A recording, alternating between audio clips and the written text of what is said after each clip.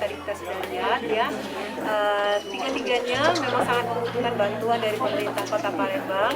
Tapi alhamdulillah setelah kita kunjungi ketiganya, mereka semua sudah memiliki BPJS Kesehatan.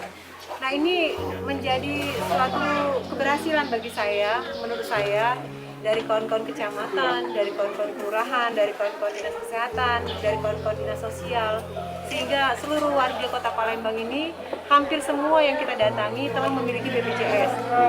Baik itu dimiliki secara mandiri, dibayar secara mandiri, baik itu mungkin sudah ditanggung oleh pemerintah dari kantor atau juga sudah ditanggung oleh pemerintah Kota Palembang.